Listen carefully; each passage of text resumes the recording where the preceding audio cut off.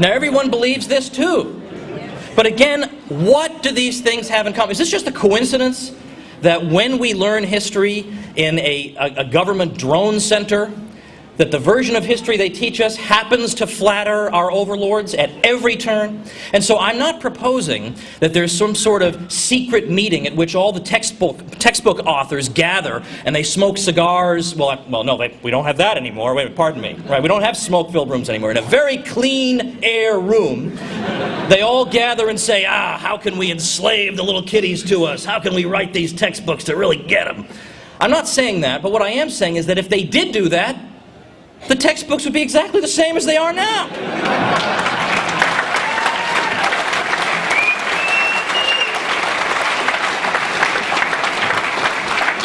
Now, one of the topics that Ron Paul has helped open up for us again is the topic of money. This is supposed to be off the table.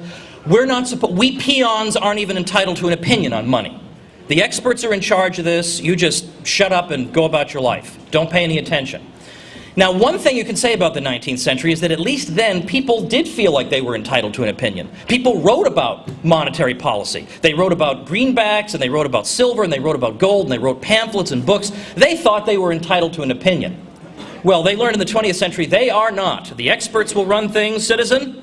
All you need to do is accept their direction. Well, Ron Paul sort of has been putting his hand up in the back for years, saying, you know what, I'm not so sure that's altogether right. I think in a way that's kind of an insult to the American people. But beyond that, he's been suggesting that maybe there's something wrong with the money. That maybe this isn't just a matter of our economy just goes in these inexplicable cycles of boom and bust, and no one knows the answer.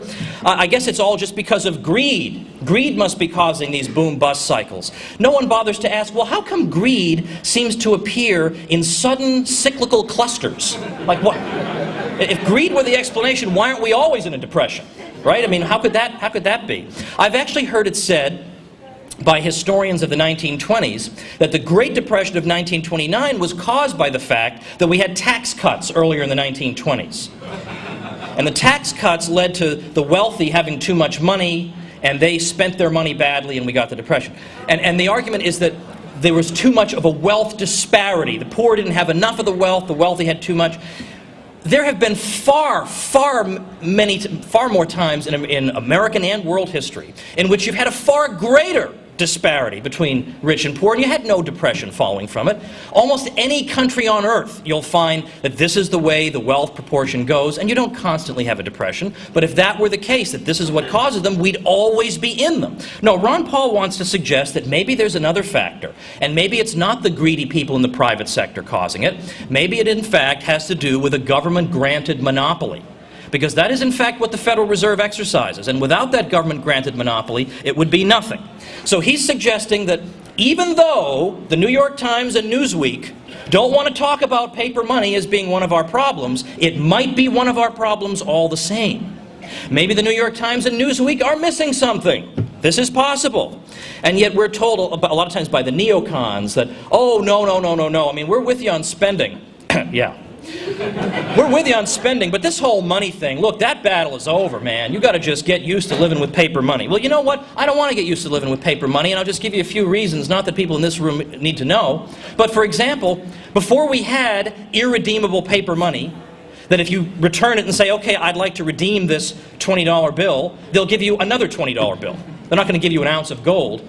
But back when we had a money that was actually gold and silver. The paper represented gold or represented silver. You could actually save for the future by piling up your coins. That's all you had to do. You could save by piling up gold and silver coins, because those coins at that time, when they were money, they gained in value year after year. So you save for the future, all you have to do is accumulate coins.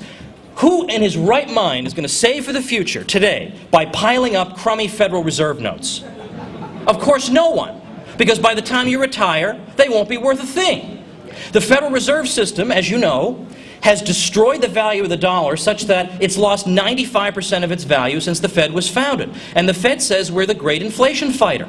I'd hate to see what would happen if they weren't fighting against inflation. How does this affect the average person? The average person can't save so easily anymore because his purchasing power is going to just fly away. So what's he have to do? He's got to go into the financial markets. He's got to get into the stock market. He's got to invest just to try to break even, just to hang on to his nest egg. Well, what if the stock market goes south? Then he's ruined. Now, this is not something that you had to live with before the glorious 20th century. But this is what we have to live with now.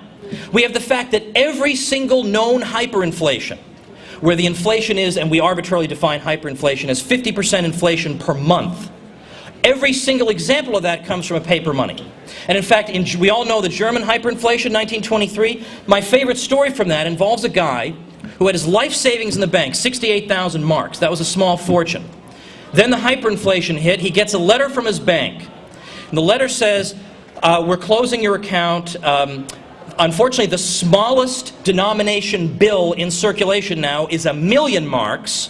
So we've rounded up your 68,000 mark deposit. We've rounded it up to 1,000,000, and there's a check for that amount enclosed in an envelope whose stamp cost 5,000,000 marks. And that ruined him.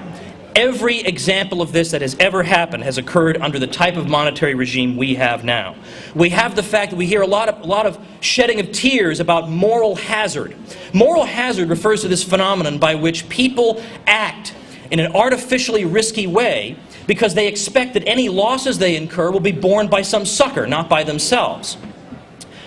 Well, the very existence of the Federal Reserve promotes moral hazard because every major Wall Street actor knows that if things go sour for him, there is no physical limit, as there would be under gold or any precious metal. There's no physical limit to the amount of money that can be created out of thin air to bail him out.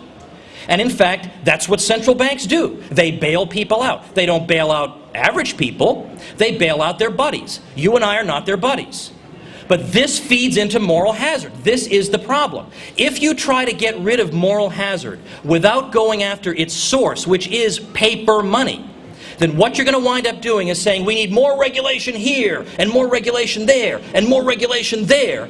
That's what's going to be the outcome if you don't go after the root source. You're going to have, as my friend Guido Holzman puts it, oh sure, you'll have order. You'll have an orderly economy, but it'll be the order that you find in a cemetery. There'll be no life left in it. You will have squeezed it all out. So if you try to get rid of moral hazard without going after the root cause, paper money, what you will start to see gradually being introduced is a Soviet-style central plan. There is no alternative to this.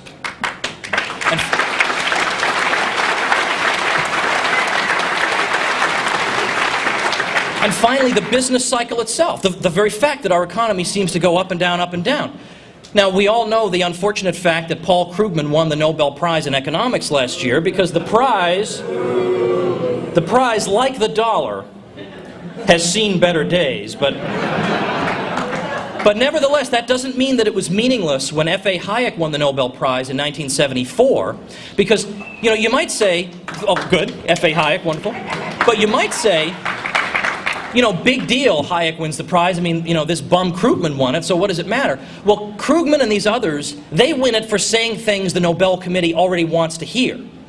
Hayek wins it for saying the exact opposite of what they want to hear. Hayek wins it for saying, you know what, maybe central banks are not our saviors after all. Let's consider that forbidden notion for just a second here. Let's move out of 7th grade for 5 seconds and consider that our wise overlords may be causing the problem. That's not exactly what the Nobel Committee wants to hear. So if he wins the prize, he's really on to something here.